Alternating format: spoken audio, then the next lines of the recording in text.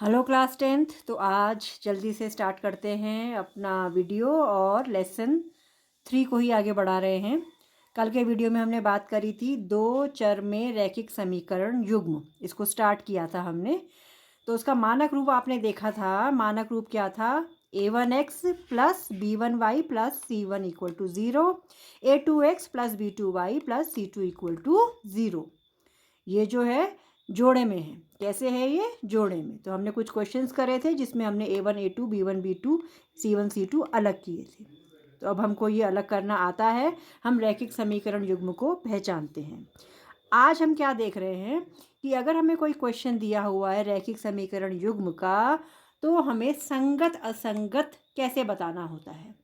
इसका एक नियम है, फॉर्मूला है जो हमें याद होना चाहिए, और इस फॉर्मूले या नियम को अप्लाई करके हम चेक करके बताएंगे कि जो दिया हुआ सवाल है वो संगत है या असंगत। संगत माने कि उसका हल हो सकता है। संगत माने कि उसका आंसर निकलेगा, जैसा भी निकलेगा आंसर। और असंगत माने कोई हल नहीं। ऐसा समीकरण युग्म जिसका कोई हल नहीं निकल सकता उसको असंगत कहते हैं, और जिसका हल निकल सकता है उसको संगत कहते हैं। तो हमारे पास 3 केसेस हैं, देखिए 1 2 3। तो 3 फॉर्मूले आपको रटने हैं, इसी सीक्वेंस में रटने हैं। पहला a1 बटा a2 not equal to b1 बटा b2। दूसरा a1 बटा a2 इक्वल टू b1 बटा b2 इक्वल टू c1 बटा c2। तीसरा a1 बटा a2 इक्वल टू b1 बटा b2 not equal to c1 बटा c2। तो जैसे ही हमारे पास क्वेश्चन आएगा हम उसमें से a1 a2 b1 b2 c1 c2 अलग कर लेंगे और उनको बट्टे में निकाल लेंगे। a1 बटा a2 निकाल लेंगे, b1 बटा b2 निकाल लेंगे और c1 बटा c2 निकाल लेंगे। फिर हम चेक करेंगे कि ये सत्य है, a1 बटा a2 नॉट इक्वल हो रहा है b1 b2 के, मतलब दोनों बराबर नहीं है, या तीनों बराबर हैं, या पहले दो बराबर हैं लेकिन वो तीसरे के बराबर नहीं है। तो इसके हिसाब से हमारा आंसर आएगा। अगर तो ये है a1 बटा a2 नॉट इक्वल b1 बटा b2, तब हमारा होता है अद्वितीय हल। अद्वितीय माने सिंगल आंसर, उसमें एक आंसर आएगा। 10 बच्चे भी निकालेंगे तो 10 के 10 बच्चों का एक ही उत्तर आएगा, अद्वितीय हल आएगा। कैसा हल आएगा? अद्वितीय। अगर तीनों मान बराबर हो जाते हैं तब अनेक हल आते हैं। अनेक हल माने किसी का कुछ आंसर आ सकता है, किसी का कुछ, बहुत सारे आंसर आ सकते हैं। तो दोनों में आंसर आता है, इसलिए फर्स्ट और सेकंड वाला केस क्या कहलाता है? संगत। अगर ये हो जाए तब भी संगत है और ये हो जाए तब भी संगत है। और अगर ये तीसरा वाला फॉर्मूला फिट होता है, तीसरा नियम वहाँ पे लागू हो रहा है, मतलब पहले दो अनुपात तो बराबर हैं लेकिन वो तीसरे के नॉट इक्वल है, तीसरे के बराबर नहीं है, c1 बटा c2 के बराबर नहीं है, उस केस में, उस हालत में क्या है? असंगत है। हम कहेंगे इसका कोई हल नहीं है। क्लियर है? बहुत इंपॉर्टेंट है ये। 3 नंबर का क्वेश्चन पूछा जा सकता है, आपसे पूछेंगे कि बताइए कि दिया गया समीकरण युग्म संगत है या असंगत। तो उसके लिए आपको ये फॉर्मूला आना चाहिए, ये याद होना चाहिए। तो इसको ध्यान से लिख लीजिए, याद करिए, कम से कम 5-6 बार इसको रिपीट करके लिखिए, बोल बोल के लिखिए। फिर हम कुछ क्वेश्चंस भी करते हैं तो अपने आप नियम क्लियर हो जाएगा। ईजी है। जो समीकरण से a1 a2 b1 b2 c1 c2 अलग कर लेता है तो वो इसको आसानी से कर सकता है। बस हमको ये याद होना चाहिए कि किस में क्या है। एक बार फिर से रिवाइज कर लेते हैं। अगर नॉट इक्वल आ जाता है शुरू में ही a और b में, a1 बटा a2 और b1 बटा b2, तो क्या है? अद्वितीय हल, मतलब एक आंसर आएगा। अगर तीनों अनुपात बराबर हो जाते हैं तो अनेक हल आ जाएगा। और अगर पहले दो तो बराबर आ गए लेकिन तीसरा नॉट इक्वल आ गया तो कोई हल नहीं। क्लियर है? तो ये आपको एक फॉर्मूले की तरह याद करना है। इसके लिए आप इसको ध्यान से लिख लीजिए पहले, और फिर याद करके कम से कम 5-6 बार रिपीट करके लिखिए, बोल बोल के लिखिए, और खुद ही चेक कीजिए कि हमने ठीक लिखा या नहीं लिखा। फिर ये आपस में एक दूसरे को आप सुना भी सकते हैं। चलिए इसके बाद आगे बढ़ते हैं।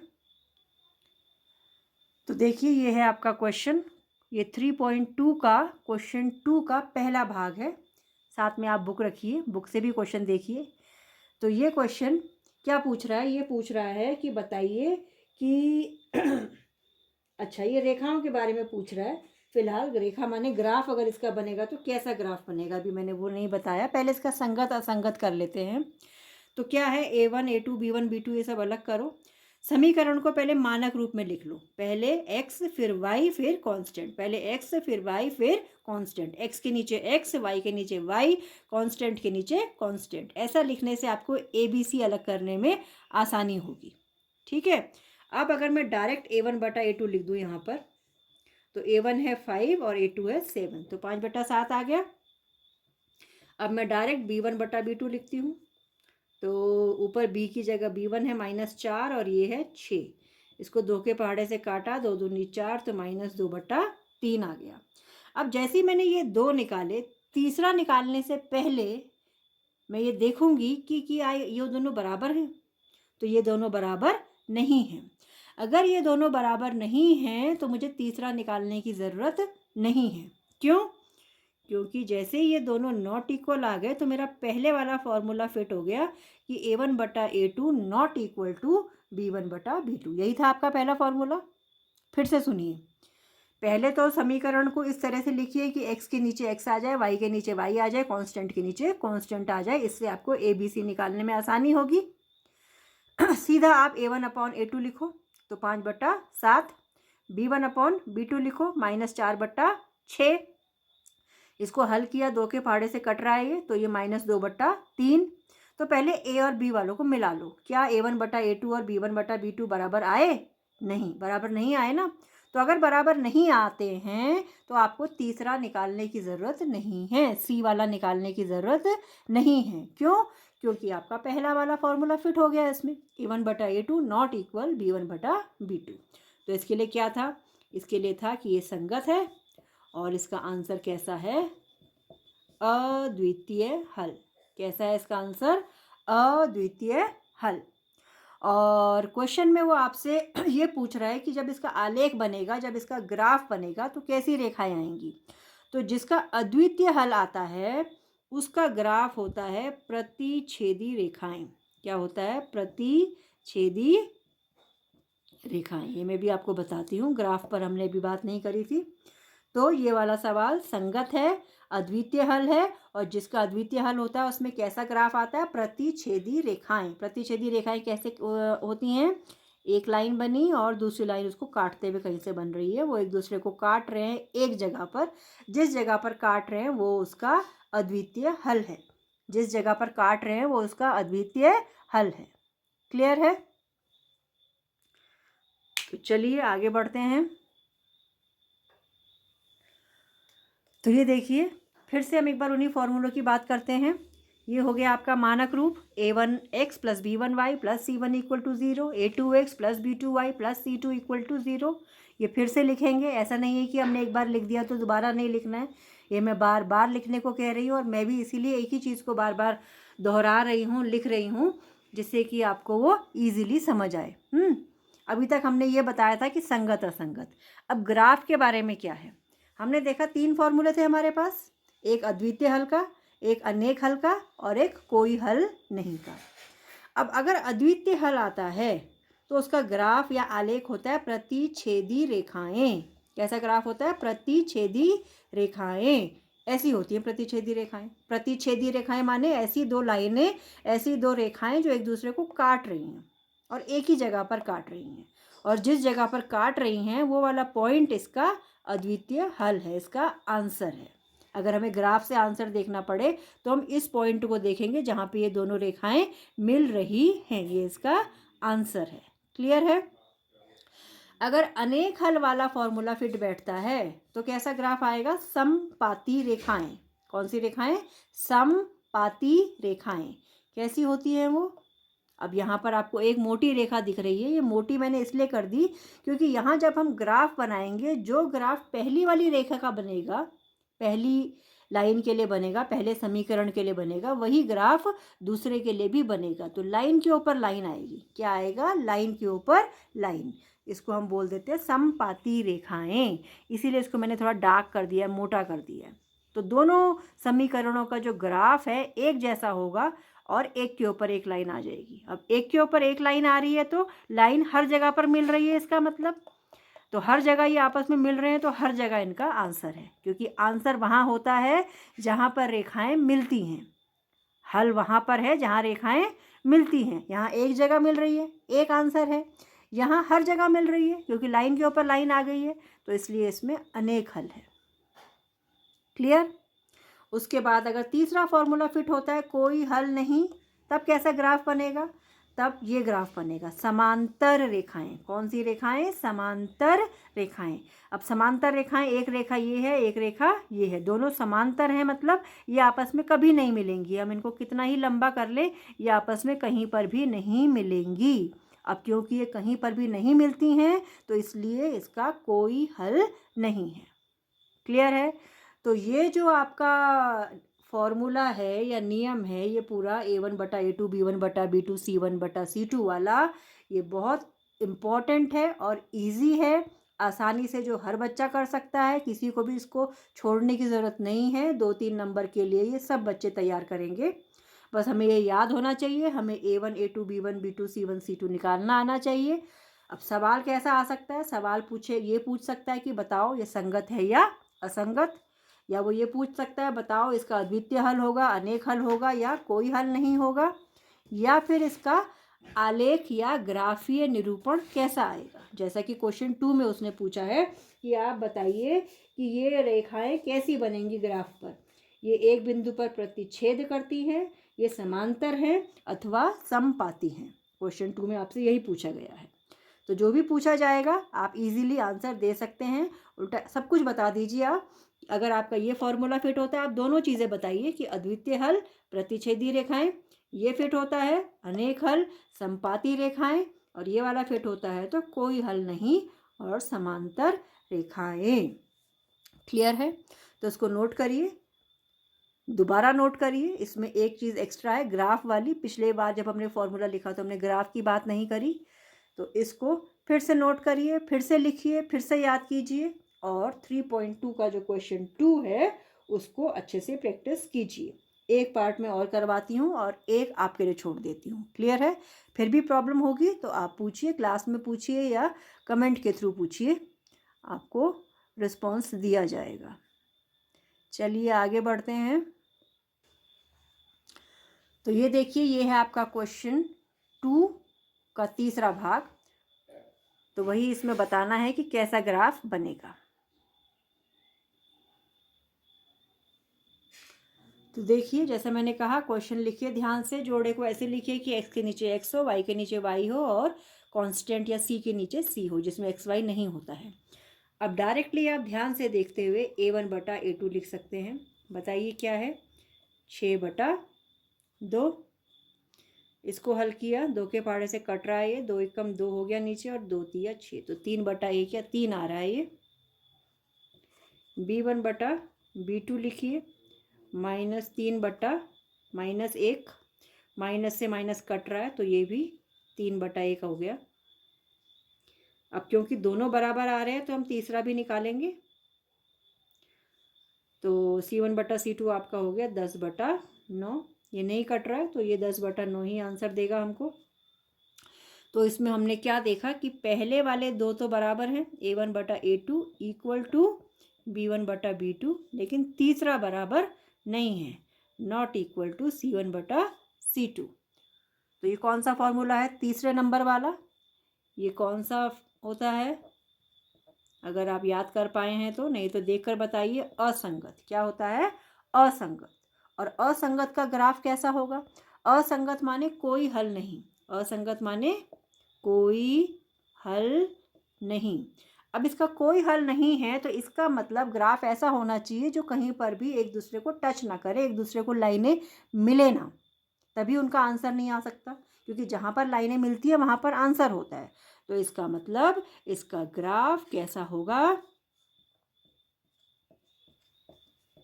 समांतर रेखाएं। क्लियर है?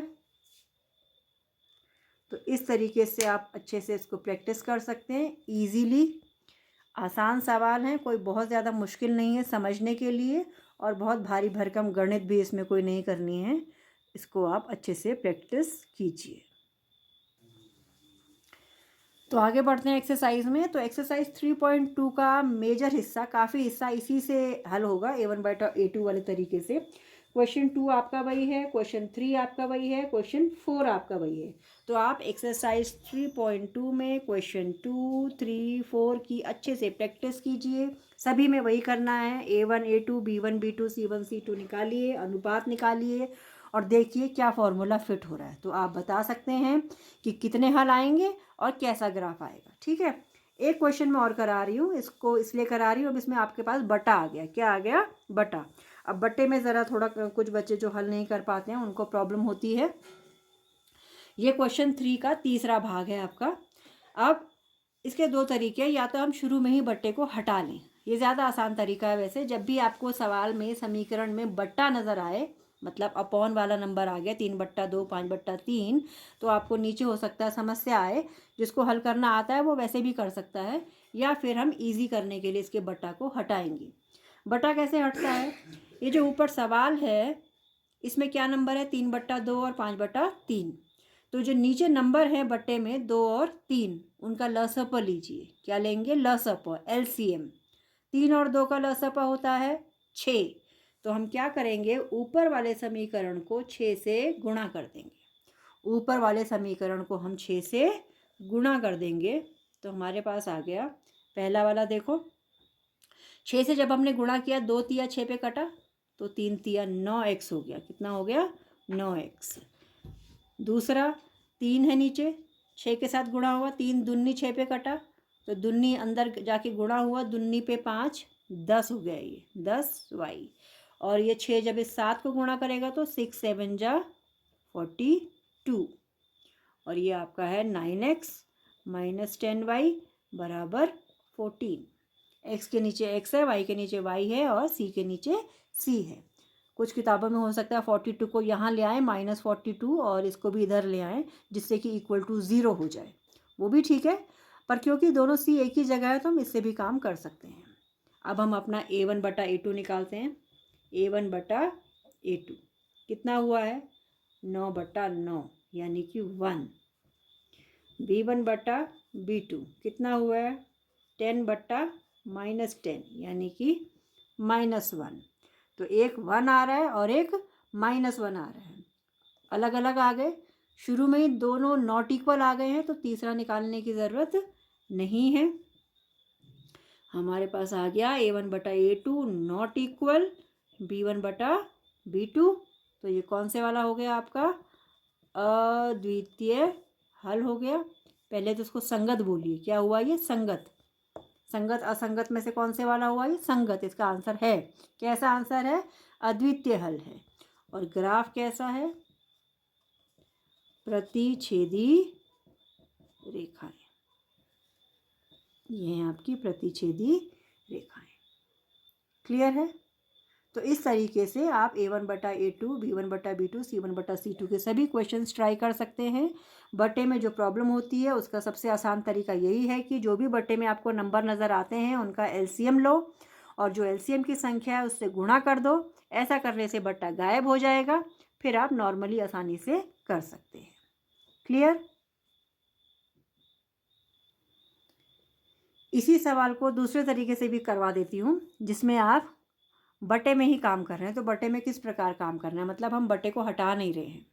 तो अगर हम बट्टे को नहीं हटा रहे हैं तो जो हमारा A1/A2 बनेगा वो क्या बनेगा? अब जो हमारा A1 है यानी जो x के साथ नंबर है वो खुद ही बट्टे में है 3/2। तो उसको आप इस प्रकार लिख लीजिए 3/2, और एक बटा यहाँ पर है, इस बट्टे को ऐसे लगाइए 3/2 बट्टे में A2 कितना है? 9। हो सकता है किसी सवाल में A2 भी बट्टे में हो तो उसको भी हम इस प्रकार से लिख देंगे। ये भी बटा लिखने का तरीका है।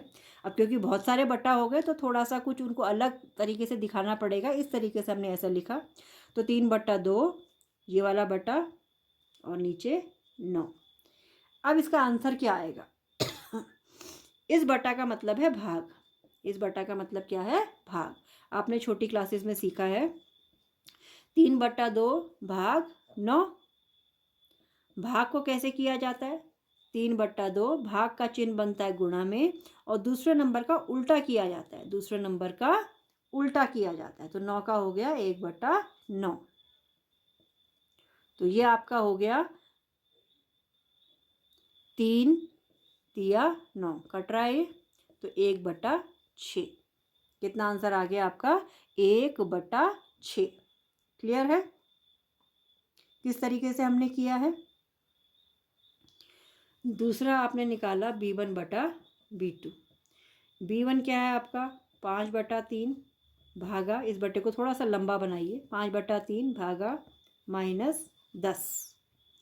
क्या मतलब हुआ इसका? इसका मतलब हुआ 5/3 भाग हो रहा है -10 से। इसका मतलब 5/3 गुणा में इसको उल्टा करेंगे, व्युत्क्रम जिसे कहते हैं उल्टा करना, 1/-10। तो ये आपका आ गया 5 दूनी 10 पे कटाइए, माइनस भी आया, तो 1/-6। कुछ वैसा ही आ गया बिल्कुल। निशान का अंतर है तो दोनों इक्वल नहीं है। A1/A2 नॉट इक्वल आ रहा है B1/B2 के, वो प्लस वाला है वो माइनस वाला है। कहीं 1/6 देखकर आप उसको बराबर मत कर देना, वो प्लस वाला है वो माइनस वाला है, तो नॉट इक्वल है। नॉट इक्वल है तो तीसरा हम नहीं निकाल रहे हैं। नॉट इक्वल से ही हमारे पास आंसर आ जाता है। क्या आंसर आ जाता है? ये संगत है, ये अद्वितीय हल है, और इसका ग्राफ कैसा बनता है? प्रतिच्छेदी रेखाएं। क्लियर है? तो इतना पहले आप वीडियो से देख कर प्रैक्टिस कीजिए, और उसके बाद जो बाकी बचे क्वेश्चंस हैं उनको खुद अटेम्प्ट करिए। जब तक आप किसी भी सवाल को खुद अटेम्प्ट नहीं करेंगे, आप सवालों को नहीं सीख पाएंगे। ठीक है? और करने में जो भी समस्या आ रही, करने के बाद उत्तर मैच करिए। उत्तर अगर नहीं मैच होता है तो अपनी गलती ढूंढने की कोशिश कीजिए। गलती नहीं मिलती है तो फिर आप मुझसे सवाल पूछिए कि ये वाला हमारा हल नहीं हो पा रहा है। क्लियर है? तो प्रैक्टिस करते रहिए। बहुत इजी पोर्शन है ये। क्वेश्चन 2, 3, 4 तीनों आप कर सकते हैं। अभी हम ग्राफ बना नहीं रहे हैं, सिर्फ बता रहे हैं कि ग्राफ कैसा बनेगा। क्लियर? चलिए फिर नेक्स्ट क्लास में दूसरा टॉपिक लेंगे। ये आप 3 नंबर के लिए बढ़िया ढंग से तैयार कीजिए।